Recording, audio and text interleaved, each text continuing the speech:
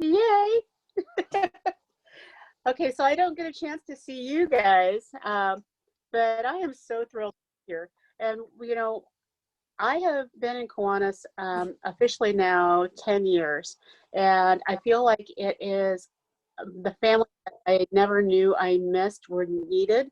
Um, and I feel like it's been a lifetime choice. And so earlier today, one of my favorite people, Brad Boyd, talked about belonging.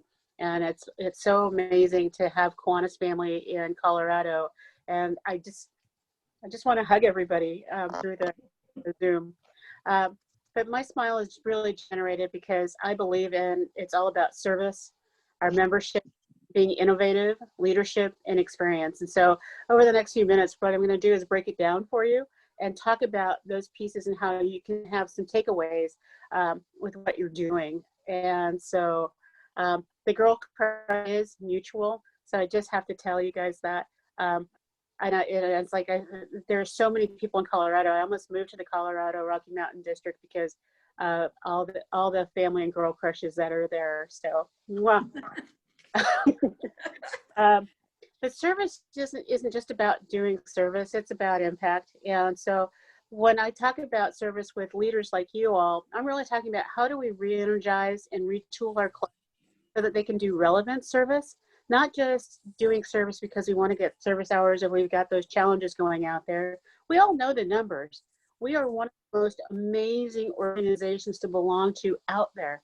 When you're talking 1.5 million service hours, and which have only increased during COVID, not decreased. We even have a guest on that's popped in with us that through the service of their Kiwanis Literacy Club in Southern California have literally done over 2,500 service hours, more than what they did in the same time period last year. That's just huge. And that's what's happening around the world. And so it's about doing some fun things while we're doing it. And you've all talked about, I know this, I've seen it, it's people making personal protective gear. And so I wanted to have people think about, that most of our schools have 3D printers. At least one school in every school district was given those 3D printers in the 2019 school year, because that was one of the educational missions. Those printers have been sitting and non-active. And so you might want to encourage your school districts to work with you to print off face shields. And face shields serve a lot of purposes, and one of the main ones is that with the kids that we have right now, if they don't see your facial expressions when they're really young, they don't then know how to form their words when they're learning to read. And so these face masks are going to cause an extra amount of delay in children being able to read and verbalize and understand what they're doing. And by making a 10-cent face shield off the 3D printer, you could resolve that for a child. And it's so that simple. A number of us are a little crafty, and I'll show off one of my Kiwanis gear. But my Kiwanis gear is just saying that we need to continue to also brand everything that we're doing and being really creative and having a good time. Another one of the projects that's going out around right now are making what's called the homemade hug. A lot of foster kids out there right now are entering into the winter season without their own blanket. They're given a very thin blanket, and usually they have to leave it where they are and hope that they'll get a nice blanket where they're going. And so by creating a no-sew or a quilt that you have and giving it to a foster child, that belongs to them usually for the rest of their lives. I met a past foster child who was in the system here in California 20 years ago, and she had been given a homemade quilt by a grandmother. She still has that homemade quilt on her bed. She is actually a CEO of her own business, but that quilt was one of the most important gifts that she's ever received. So if you think about it, there are more foster kids in our system now than were there this time last year.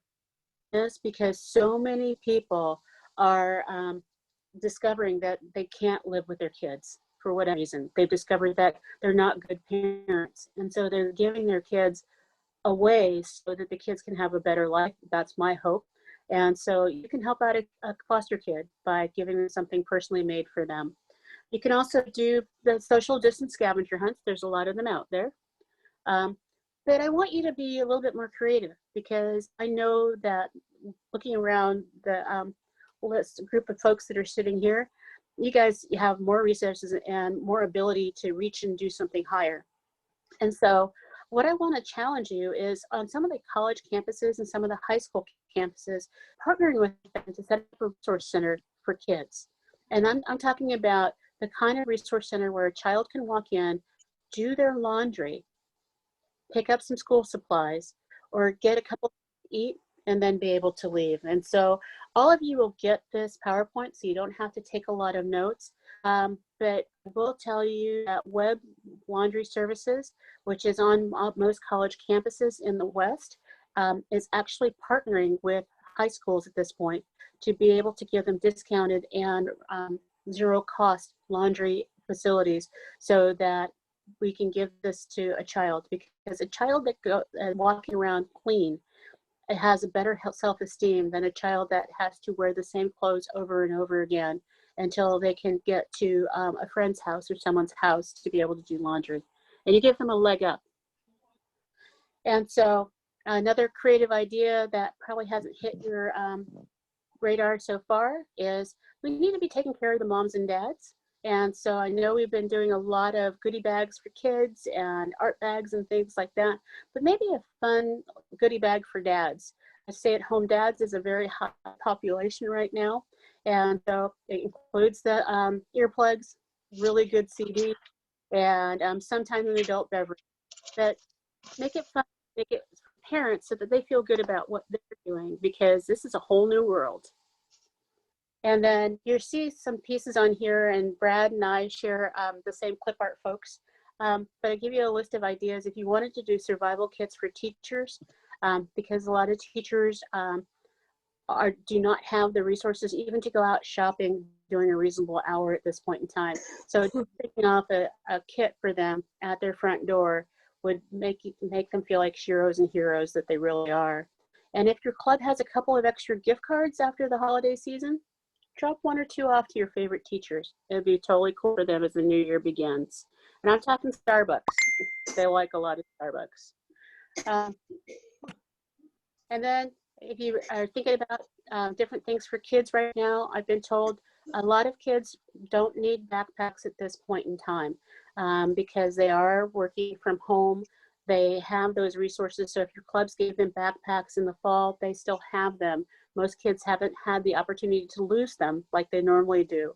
And so you might want to think about designing your resources and coming up with activity kits so that the kids can work on activity kits at home. And so those are some of the new fun things that I wanted you to think about when you talk about service out there. It's looking at it a little differently and going, okay, we can step this up. There are a lot of fundraising things that you can do with a twist. And so one of the things that we do in our district that's really successful, Dr. Bob had introduced it, but I would recommend it even in your district. Dinner anywhere, but it's dinner anywhere in your district. And so you sell by donation, $25, $50 tickets, and then the winner gets to have an overnight and the best meal possible, transportation to anywhere in your district where they would love to have dinner. And I can tell you that I would buy a $50 ticket to dinner anywhere, because there's a special place in Breckenridge I would love to go and take my husband for dinner. So just let you know, sell 250 of those at $50. That's a really darn good fundraiser. There are a lot of opportunities to reinvent the recipe books. There were a couple of recipes that were done before in your district that were really very successful, that ended up being taken over by whole townships. One of them was done in Denver, and I remember 20 years ago actually buying it every year it came out. And so maybe it's coming back up with another recipe book that is the Kiwanis recipe books and selling those. And today it's a lot easier than it used to be, because most of the companies that are printing them do not print them until you actually sell them. So it's print on demand versus having to sell a bunch of books or have a bunch of books delivered where you have a bunch of inventory on hand. Another one is dine and deliver. In most of our towns that are smaller, it's limited delivery service. And so you can make a partnership with a restaurant or King Soopers or any of those kind of places and say that we will deliver for a fee for the tips. And you go pick things up. You put your label on the bag that says it's delivered, especially by Kiwanis, and how they might get in contact with you and deliver them. You'll discover that the tips can be really, really good. And you might get repeat visitors that just love you. And so that'd be a great idea. Another virtual fundraiser is a flash cash mob. And what that is you pick your restaurant where you used to go to meet when you were meeting in person, or some of you are still meeting in person, and you ask everybody to come and spend cash at that restaurant.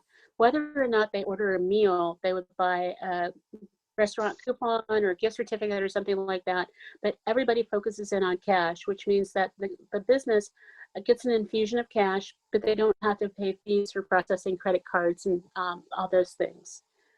And another one that I love and I share with everybody, and so these are 3 of my projects that I've done, but member Endeavor Days. How many of you have heard of that before? Anybody? A couple? It's a quick way to do an administrative fundraiser. A lot of us are getting really crafty and doing palette art and all kinds of things. So if each one of your members donates one of their projects to your club, and you use a little bit of time to showcase that project to your group, and then people bid on them. Proceeds all go to your club administrative fund, and you can choose to put in your service account if you want to.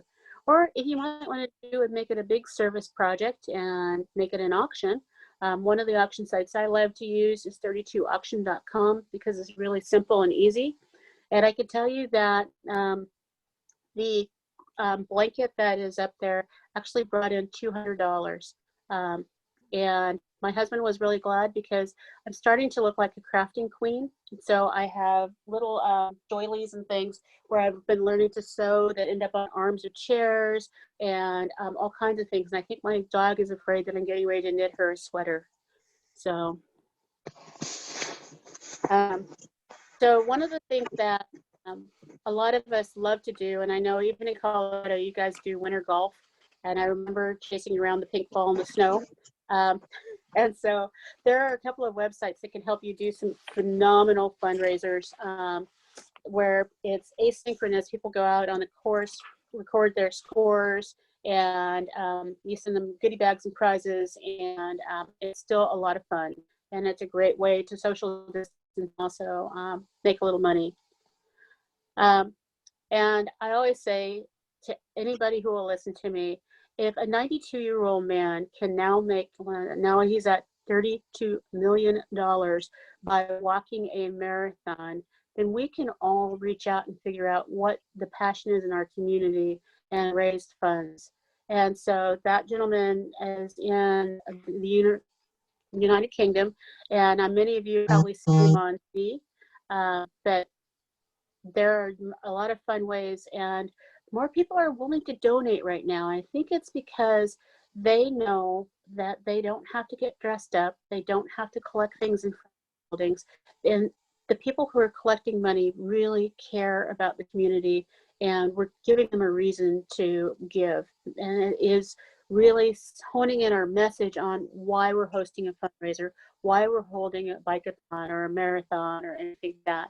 And when your fundraising has a strict message that says for scholarships, we're doing it to feed our community, we're doing it to make a senior center better, it resonates a lot more than seeing a bunch of people standing outside trying to collect money.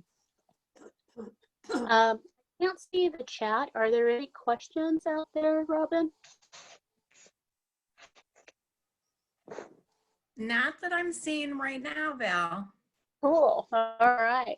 So I spent a lot of time on the yes because, like I said, we're all about service.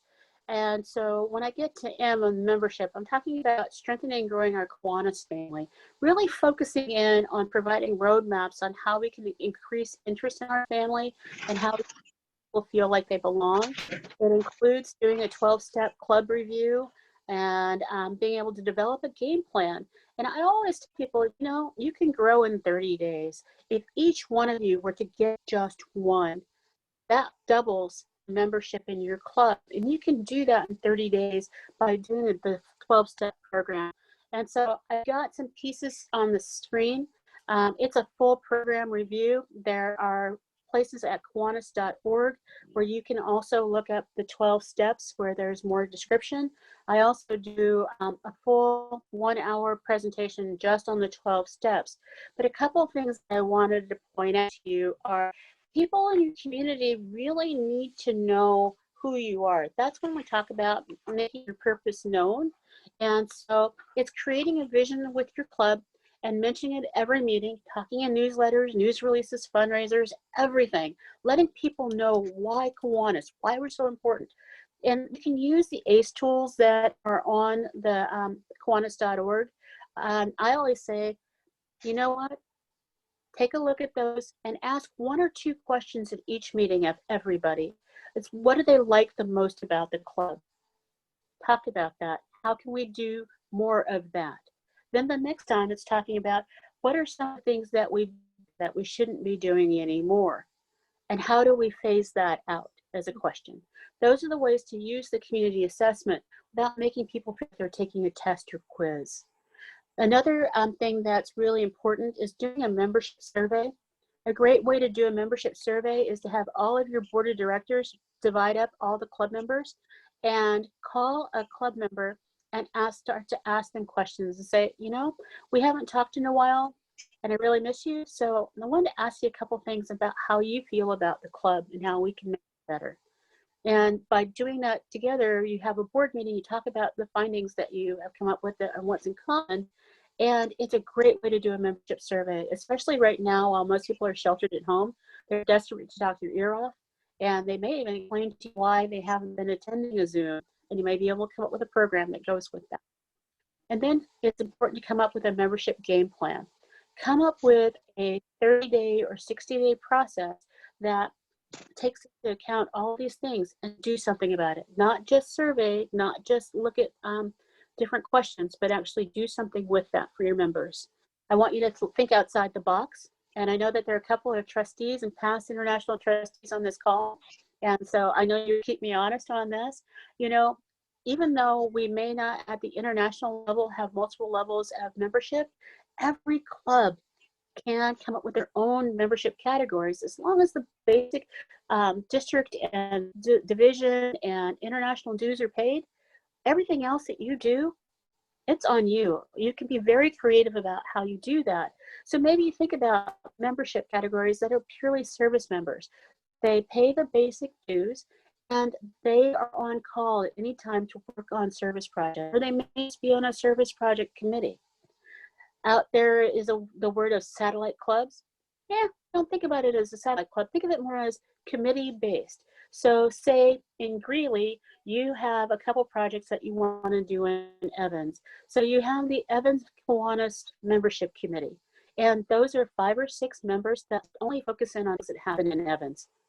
Hey, you got 5 new members and they are excited about what's going on. So you don't charge them if they're not meeting with you for dinner or lunch or breakfast. What you charge them for is for what works in their community or their community and what they're doing. Family member dues, you can make it anything that you would like. I recommend that you actually have your service pay the $25 for your insurance and for the magazine and all of that, one of the family members, and then they waive it for the second family member, which means that you're picking up $50 of the cost of the second family member, or make it a family membership, which is like a corporate membership. We can talk a whole lot more about that at any point in time. Another category that works really well in the Rocky Mountain District that sometimes doesn't work as well in other places is having seasonal members or non-resident members, because they're the snowbirds and they're the people that come in and want to do service while they're living there. And when they go away, they don't want to be counted as absent, just knowing that they're only there for 3 to 4 months at a given time or ski season or whenever they're showing up. And there's the trusted corporate membership, and making sure that we look at all of them. Does anybody have any suggestions on other kind of memberships? If you can put them in the chat so we can get them recorded, and then we'll share them out at another time. So everybody feels like they might have gotten a little bit more out of this than what I did for you. But you can find members in every sector of your community. And so with members, I've put together a top 30 in your community. And part of this list started when I was working with you guys to help open clubs in Denver a couple years back. And we've just fine-tuned it and added more things to it as I've gone around and helped open clubs. And in the last 42 clubs that I've helped open, it's really looking good. So you're going to enjoy that list. That's part of this PowerPoint. And do a monthly appreciations and educational sessions like this on the club and division level, because this is phenomenal. I love Margarita Monday. Partner with your chambers. Right now, the chambers are really hurting for different types of programs and how to do outreach. And we're one of the best organizations because we figured out this Zoom stuff really quickly, and we figured out how to still service and have a good time. So that you guys will look like the shining stars in your communities and helping the chambers figure out that process. Also tap into your colleges and universities, specifically student services, athletics, and public relations. At University of Northern Colorado, which is where I got my master's and my doctorate, I really know that we're always looking for ways to get involved in the community. So asking someone to get involved in a service project and then saying, we really need for you to be a part of our club so you can be a liaison is a perfect way to do that. And so here's a sneak peek at the top club places to go and asking people for either referrals or for them to be members of your club. So I know a lot of these look familiar to you, and so you probably look really close at the screen, but you'll get this on your own. And the I is for innovation, the application of solutions that meet new requirements. And you know, there isn't a better time in our world than being innovative right now, because I really dislike it when I go to a meeting and they spend 10 minutes explaining and apologizing for being on Zoom versus just jumping right on in, getting excited, and saying, like Jan did when we first started, oh my goodness, I am so happy to see so many people here. And look at this face. I haven't seen this beautiful face in so long. Oh my goodness, I'm connected. And that's a way to close to look at some different things and be more relevant and innovative. I'm going to show you a couple of service project flips that we did. We used to always do trunk or treating where people were out of their cars and they dropped by and all the kids reached into the buckets. And so what we did to make it a safe COVID compliant trick or treating or trunk or treating was we turned our cars around, and we actually had everything bagged and tagged and everybody was in masks, and they handed things into the cars or people on bikes or whichever way worked best for them. And everybody honked and the kids decorated their cars, and it was awesome. And what we're in the process of doing is what they do in Wisconsin, is a breakfast with Santa. And instead of it being like in the top picture, that is my husband in the Santa suit. He got me, if he said if he was going to wear a Santa suit, I was wearing an elf suit. So that was pretty bad. I'm not going to have to do that this year because we're setting up Santa stations in the parking lot. People will drive by and the restaurants will be serving hot breakfasts in pre-to-go containers. And so it's takeaway. The key clubs will be the elves handing out stockings and books at the second station, and they get to sing along to the music being played along the parking lot route and wave at Santa. A lot of Santas out there are going to be loving this kind of process. Fewer laps being crushed by small people. So beyond that, there are a lot of concerts that are benefit concerts that are going on out there. And I'll point out the one that really just excited me. There's a little girl in Pennsylvania that she's part of ARC, and she is looking forward to being an Action Club member. But she decided to do a concert, and she did a bunch of things, brought it all together. She helped raise $23 million. And that was because she said, hey, there are a lot of famous people in Pennsylvania that aren't working. And so she got on the ball and got on Facebook and started contacting people and got the actual high-end artists to perform for them. And they didn't charge anybody to come to the concert. They did special pleas and asked for people to donate, because if they loved the concert, they would love the reason why and be able to move forward. And so doing a lot of 30-second call outs brought the money in like crazy. We're going to be trying that in CNH at a smaller scale. Um, we'll let you know how it goes. But in Colorado, you've got a couple of amazing people. I'm sure that wouldn't mind doing a Zoom concert for you, and making that happen. L is for leadership, and it's really about coaching club leaders to lead, because it's all about member empowerment and engagement, and the only way to do that is through the coaching process and what we're doing. And so if you want to make sure that people feel like they're engaged and the members are engaged and they really want to be excited about what's going on, you guys have got this down.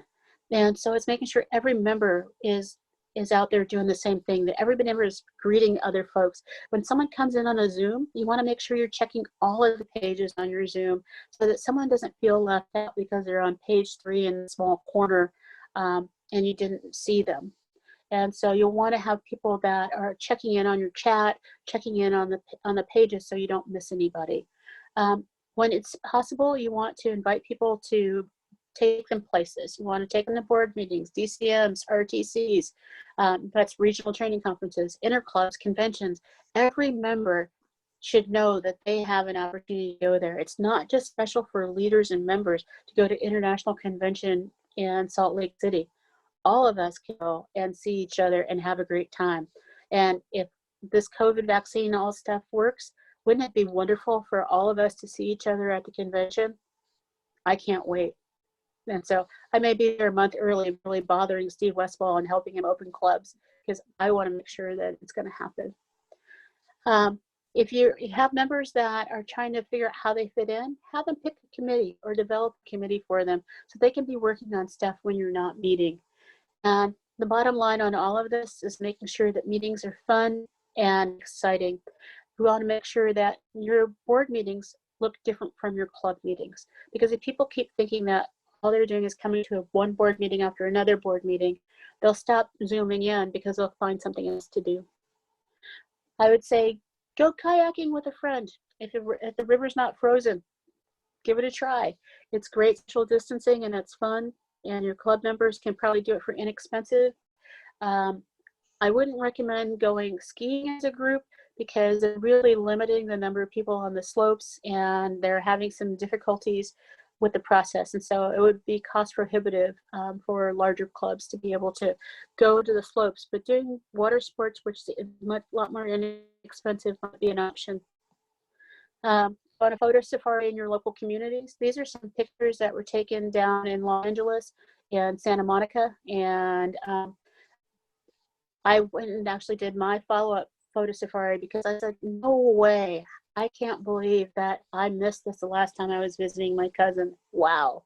And people get to know their towns better, post them on your Facebook page, or even take a case on. And I have like one of these from one of the conventions, which is take the sign and get your picture taken. It's kind of like taking a newspaper with you when you go around town. And so it's just another way to virtually connect. And this isn't me, but she looks like me. As start up a Thankful Thursday. Be excited about things and just connect to say, I'm thankful for whatever is most important. Or follow the 30-day plan, which is once a week, have a thankful category and have people all pop in with your club and say, I'm thankful for whatever it is. So, and the last one is experience, making the Kiwanis experience for all members priority one. As leaders, that's what we need to be making sure that all of our members feel like they belong. This is their process. How you do that is sharing all the amazing membership benefits that are out there, providing training opportunities, and taking them to conventions and meetings outside of their club. Have their members show off what they're doing, and here are a couple ideas of how they can do that. And so I'm going to hop out of here. Once I do like that, that's my contact information. And stop sharing. So a lot of stuff, right? Thank you so much. We You bet. we do have some questions in the chat box, so let's take a couple minutes Yay! about All that. right. You mentioned the membership categories. And so we have a couple recommendations. The first would be honorary members. So maybe Absolutely. speak to that. And then also there's a question whether we can have a fee-free membership for the elderly former members that can't participate in service, but wish to still stay connected. Absolutely. And I'm going to address that one first because it makes me very excited. I went to a club meeting and people kept saying, oh my goodness, we have all these people who don't pay dues, or we have blah, blah, blah, blah, blah. And that they had $39,000 in their admin fund. I'm letting that sink in for a moment. I'm just leaving that right there. And so as leaders, you all know how our dues, fees, invoices come, right? They come as an aggregate. They say, this is how much our club owes overall. And so build into your club special sponsored member. And that is a great way to do a lifetime honorary membership for someone. I love the fact that some clubs out actually when a member hits 25 years or 35 years in a club, they automatically become a lifetime member and it's absorbed into their administrative fund for how to support that person. And so that's a fun way to do it, and it respects the fact that that experience should never ever be discounted, because we may have done something 35 years ago and it may have been spectacular, and if we lose that history and tradition, we've lost so much. And what you do when a member is no longer able to be a member is ask them, would they like to endow their membership to a family member, to a grandchild, to a son or daughter? And so it would then be the son or daughter's membership, and it wouldn't be free, but it would be a way of, say, for 6 months, we do the membership and ask them, would they like to become a full-fledged member? And so just let you know, it's a way to look at it. The other one with the honorary memberships, I think honorary memberships are great ways to get people involved, but don't let people stay honorary members forever unless there is an added value to your club. And an added value to your club could be your mayor is an honorary member, because if they were an official member, they would be required to be in every club and organization in your town. And so that would be why you would have them be an honorary member until they're no longer in office, and it wouldn't cost anything. But have some people come to a membership meeting and say, we're going to give you a 3 months honorary membership because we want to see you get involved in service and get you hooked. And at the end of the 3 months, you say, how did you like being a member? Now it's time for you to fill out the paperwork, and we're going to collect whatever the amount is. We may, as a club, choose to pay their first year's new member fees and then let them know what the dues is for the years after that. It works. Hey, so. Al? Yes, Brad. I was just going to touch on that. When I was with the Downtown Indie Club for 4 years, I don't know about others, but I really had a hard time getting even the officers, much less other members, to go to a lot of the SLP events. And there's nothing more stinking cute than to go to a K-Kids installation of officers and all. And usually the parents are there, which are great prospects and all. So I finally said, if I can't get my members to go to the SLP, I'm going to bring the SLP to the club meeting. And so I got the board, and we had been a club that, like you said, the mayor, the governor, all the senators, and I finally figured out the reasons that we did it was really, it was payola to get them to come and speak to the club on a regular basis and all. But I went to them and said, would you vote once a year on a couple of our long-term faculty advisors? One had some health issues after 9 years and had to drop out, and the other retired and still 3 years later came to every stinking meeting of the Builders Club. And so I said, could I barter with them? So I went to those two faculty reps and said, we're going to give you a free membership, but in exchange, I'm expecting you to pay out of your own pocket for one of the 4 meetings a month for the luncheon, and I want you to sit at a different table and tell our members what you experienced within Key Club and within Builders Club and everything. And it really was a tidal wave change for our club to get the word out about what we were doing with, and we supported 9 SLPs, but there were just a disconnect. So I would really suggest that honorary memberships, you could do a little bartering there. Absolutely. That's awesome. Thank you, Brad. Write that one out. That was fabulous, Brad. Thank you. Absolutely. I made a discovery at one of my most recent meetings, and our sports and rec department has a representative in my club, and we were having a hard time getting him to pay dues. And he finally explained to us, because we were invoicing the city cannot pay for membership things, but what they can pay for are 150 stockings. And so we were like, okay, so if we host your membership and we sponsor you, then you will pay us 4 times as much to go into our service account. Wait a minute, the math works for me. And so that's what we've had to do in our city of Marina, which is my hometown, where I first joined Kiwanis. Our mayor cannot pay out of his any public entity that is nonprofit. And it was just like, well, okay, can we give you an honorary membership, or can we pay for your membership? He said, absolutely. No one else has offered me to do that, and I've been the mayor for 9 years. So we have a +1 in our club. So it's be creative, be innovative in how you do that. So Robin, did I miss any other questions? There was one recommendation, Val, that was great, and that was a club. I'm trying to find it. They have potential members try out service projects before actually signing up for a membership. That's awesome. It's going to show up in another presentation. You know that, right? There's All right. There's also, Robin, there's one I've shared too in my talks, is a club, and I wish I remembered the name of it, but I thought it was a stroke of genius, because I think all of us are wanting to be listeners. We all can improve upon that. And so what this club did was they asked every new member on their application form to list their favorite charity of choice. And then they took $20 of the new member ad fee that came back to the club, and they donated it to that charity.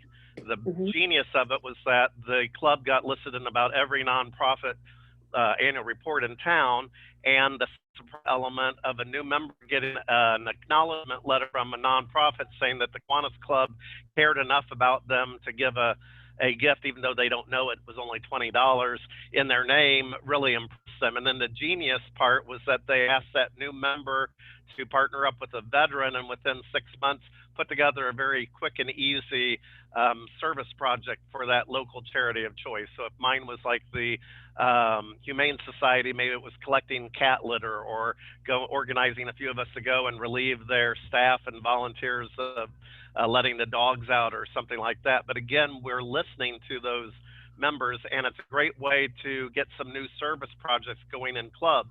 Because I can tell you, when I was with the downtown club, they had done the same 35 service projects for 30 some years, only with about half as many members as they had back then. Absolutely.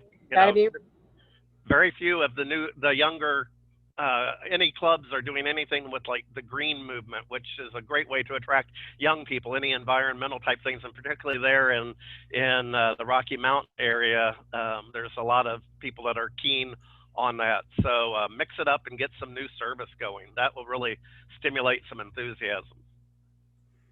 Absolutely. And the other takeaway too really is just think outside the box as far as membership levels and categories. Someone just put in the chat that they have several tiers, including family memberships, SLP, young professionals, and then some higher cost corporate memberships. And they get advertising and tickets to the gala. So some benefits included in there as well. So some great ideas. I think that all of these are some really good takeaways for us to, grow our membership. But Val, you had some wonderful ideas as well about, member experience, happiness, us using the ACE tools to just make sure that we're reaching the needs of our communities. So just a wonderful presentation. We're so glad you're here. Does anyone have any comments or questions before I ask Governor Bob if he has any closing thoughts? One quick thing, Robin, on the ACE tools is one way to keep those sort of fresh is to add, I think there's 9 of them or maybe 10, add one every month to the club board agenda at the very end. Now, there may be some months where other discussion goes over and you won't get to it, but at least that way you continually are looking at different ways to improve your club. Mm-hmm. Absolutely. And so for those of you that are club members and you may not be in the leadership position, these ACE tools that we're talking about stand for Achieving Club Excellence. And so if you go to the Kiwanis website, kiwanis.org, and you just put in ACE tools, it will bring up some of these tools that Brad was just talking about. There are multiple different ones. And as he said, you don't have to do all of them at once, but look through that and maybe take one every couple weeks and work through that. Great discussion tools. All right, anyone else? Well, I just wanted to let everybody know that you will have a link to this PowerPoint. So just save it, and then you'll be able to edit it any way you want to be able to use it for yourselves. And so, although some things are really tiny print, you'll be able to print it off full page, and it'll be great. Wonderful. And Val, we've got so many accolades for you, and as well, Douglas is posting here that we had an interclub tonight. So the Kiwanis Literacy Club, and Val, you are a member of that as well, right? I am. Wonderful. So exciting. All right. It was so good to see all of you. Governor Bob, closing thoughts. Well, Robin, great job. You did amazing hosting. Val, I got to see the similar presentation, and Cal Never, and I tell you, it was amazing. It's still amazing. And so thank you for coming on and sharing that. We keep saying in Rocky Mountain District for the last couple of years, let's grow our hearts, let's grow hands for service. But the key is let's grow. For every member we bring in, it impacts 206 children, and they need us now more than ever. So I challenge each one of you, including myself, to go out and find one new member before December 30th, before December 31st, so we can take advantage of that no membership fee. But let's just keep asking. This is a very, very difficult time, but it's also a good time. People want to find ways to get involved, and they're not going to do it unless we do like Governor Tim always says, we must ask. So thank you, guys. A great presentation. Great job hosting, Robin. Thank you. And one last thing, because I don't want Gail mad at me. The foundation has some calendars left. So if you are interested, please reach out to either Gail Thompson or Josephine at the district office. There are 17 left and we want to sell them all. All right, guys. Oh, it was so good to see you. And thank you for all of our guests from outside the Rocky Mountain District for attending today. Wonderful to see all your faces. Val, love you, love you, love you. Love you guys back. Bye, everyone. Bye. Love you all. Series crush.